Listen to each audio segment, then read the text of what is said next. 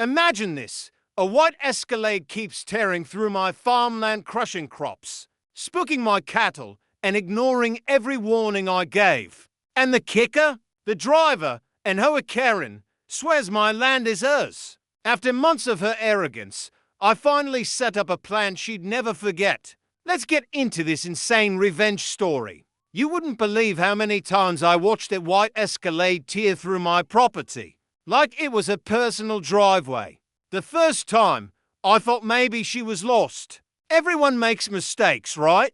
But by the fifth time, it was clear this wasn't confusion. This was disrespect. Every morning, I'd see the same tracks cutting across my crops, deep grooves through the soil, broken irrigation pipes, and crushed seedlings I'd spent months nurturing. I tried everything: polite conversations, warning signs, even small barriers. But Karen, oh no, she saw them as challenges. She'd roll her window down, big sunglasses hiding half her face, and say with that condescending tone, "You can't block the access road."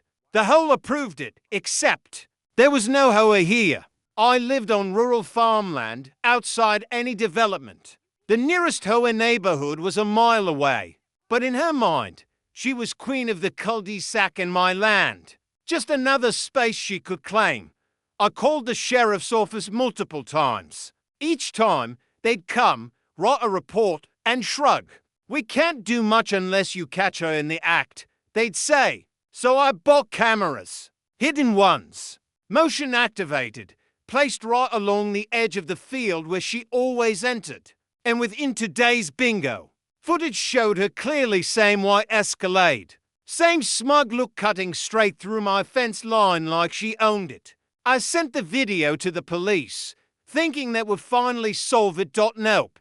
They called her in for questioning, but she spun some story about needing access to her property for safety reasons. And just like that, the case went cold.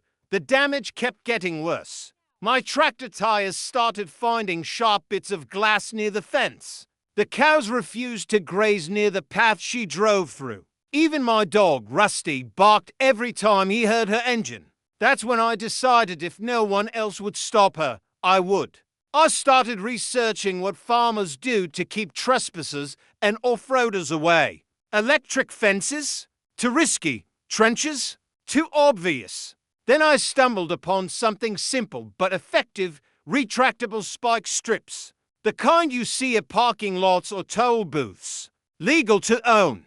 Safe if used properly. I spent the next week setting things up. I reinforced my fence, left just a narrow dirt path where she always drove in, and placed my new toy right there, hidden beneath a thin mat of soil, angled perfectly so only her tires would feel it. The day before I set it, I saw her again cruising by, waving at me with that smug smile.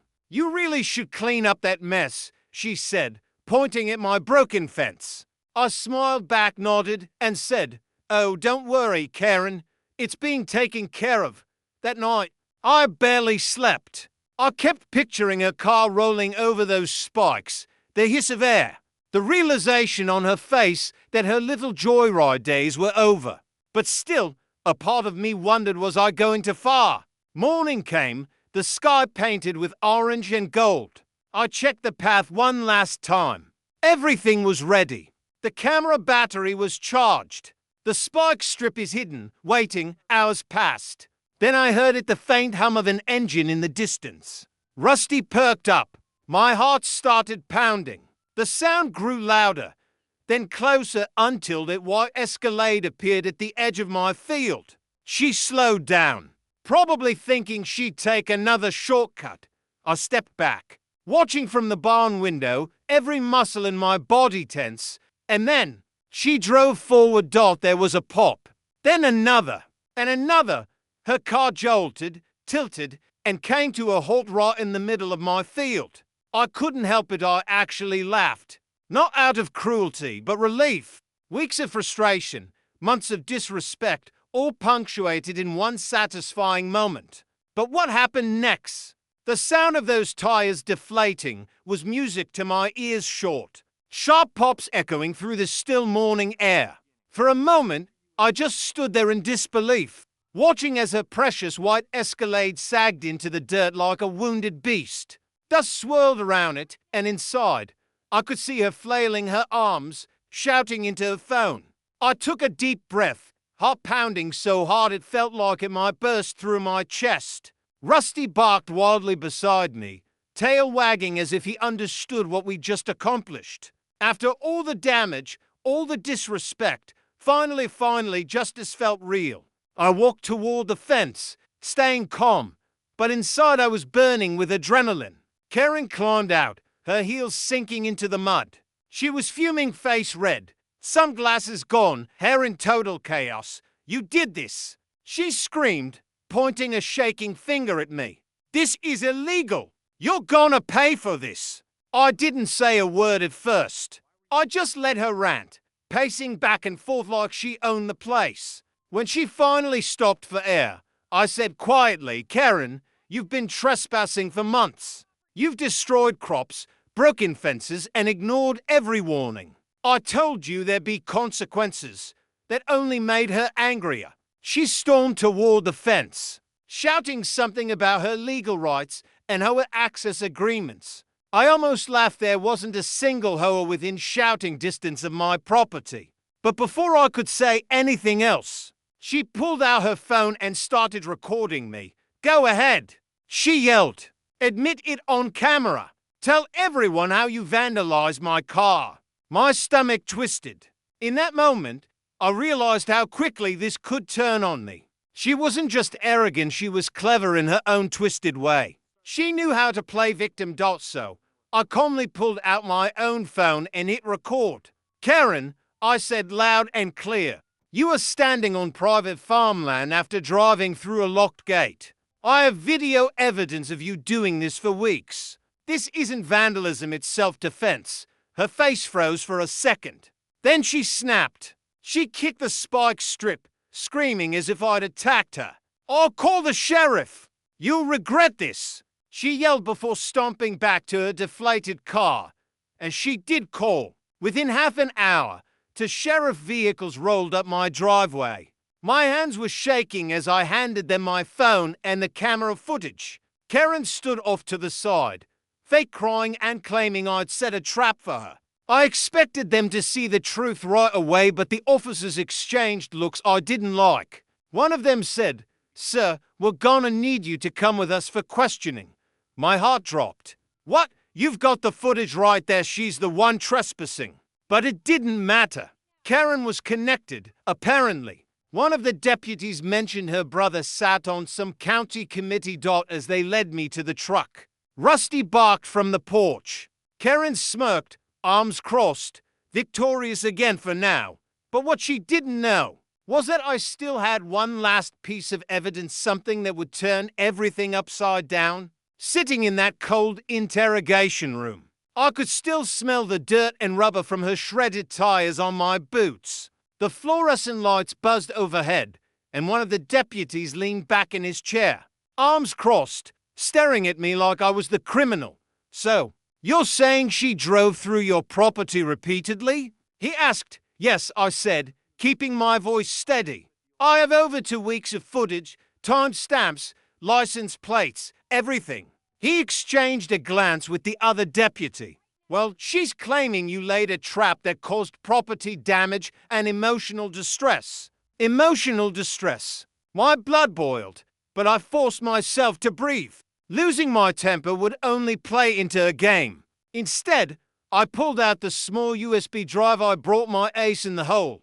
"That's the full footage," I said, sliding it across the table. "Every time she trespassed, every warning I gave. And this," I pointed to one clip in particular, "shows her bragging on the phone to someone, saying, and I quote, 'He can't stop me.' The HOA owns the dirt." The deputy plugged it in, played the video, and for the first time, their expressions changed. One of them actually frowned. An hour later, they released me. "We'll review this and contact her," they said. But I could tell they finally saw through her act. When I got home, the white Escalade was gone. But Karen wasn't finished. The next day, she showed up again on foot, this time with a clipboard and to men in suits. They claimed to be from property management, demanding I remove my hazardous barriers immediately or face a lawsuit. I almost laughed. Property management? Out here? Lady, this is a farm, not your HOA parking lot. She didn't flinch. She just smiled that smug little smile and said, "You'll hear from my lawyer." That night, I barely slept. I kept thinking about how she twisted everything out people like her. Always found ways to bully their way through life. But then I remembered something the sheriff had said while walking me out. "Don't worry, we'll confirm the land records." So I drove to the county clerk's office the next morning. I showed them my deed, the GPS coordinates, everything. And there it was, plain as day. The so-called access road Karen claimed she owned. It wasn't hers. It wasn't even zoned for public use. I printed every document, sealed them in an envelope, and drove straight to the sheriff's department. They took one look and said, "This changes everything." The following day, a deputy accompanied me to my property. Karen was already there, yelling about illegal harassment. But when she saw the deputy step out, her face went pale. He handed her a notice of trespass order. She was officially banned from setting foot on my land again. I thought that would be the end of it. I really did. But a week later, I got a letter hand-delivered, no return address. Inside was a single page that read, "You might have won this round, but the HOA doesn't forget." I stared at the letter, the paper trembling in my hands.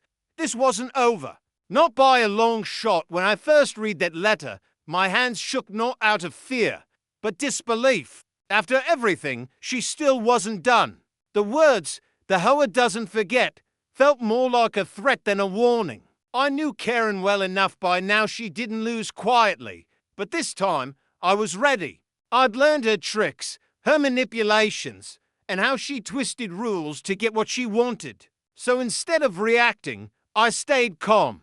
I made copies of the letter, handed one to the sheriff, and filed another with my lawyer. A week later, I heard through town gossip that Karen's HOA friends were never really part of any official group. They were just a few neighbors she'd bossed around into thinking she ran things. Turns out, the committee she bragged about was completely fake. Once the sheriff's office dug deeper, the whole story unraveled. Her so-called friends turned on her fast. Complaints poured in from people she'd bullied, fined, and harassed for years. One neighbor even admitted she'd forced them to pave part of their yard for community access. In reality, she just wanted a shortcut to the main road. When the dust settled, Karen was hit with multiple citations for trespassing, harassment, and property damage. The county revoked her vehicle registration until she paid for the damages. And believe me, she paid every penny. I remember standing by my rebuilt fence weeks later, looking out at my field. The soil was freshly turned, the crops starting to grow again. It felt peaceful for the first time in months. Rusty lay beside me, head resting on his paws, the world finally quiet. I thought about how close I came to losing everything, not just my land, but my sanity. People think dealing with an HOA Karen is funny until they meet one who truly believes she can rewrite reality.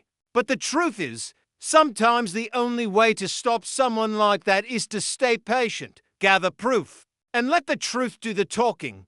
Then one afternoon, a car pulled up to my gate, a different one this time. The deputy from before stepped out, holding a clipboard. He smiled. "Just wanted to let you know," he said. "Case is officially closed. You're in the clear." And she's moving? I asked. He nodded. The county ordered her to sell her property after the civil fines stacked up. She's gone. For the first time in months, I actually laughed. Not the bitter kind of laugh I'd gotten used to, but a real one. It was over. The white Escalade never came back. The fences stayed standing. And my land, my home, was finally mine again. Before he left, the deputy grinned and said, "Guess you taught that HOA Karen a lesson she'll never forget." I smiled back. I didn't have to. The law did it for me, so what's the lesson here? Sometimes, Revenge isn't about fighting back, it's about letting patience, proof, and persistence do the heavy lifting. HOA Karens might act like they own the world, but the truth, that's one thing they can't control. And as for me, I've got my peace, my land, and my story to tell. And that's how one stubborn HOA Karen learned the hard way: don't mess with a farmer who knows his rights. If you enjoyed this story, hit that like button, subscribe for more wild HOA revenge tales, and tell me in the comments, what would you have done if you were in my shoes?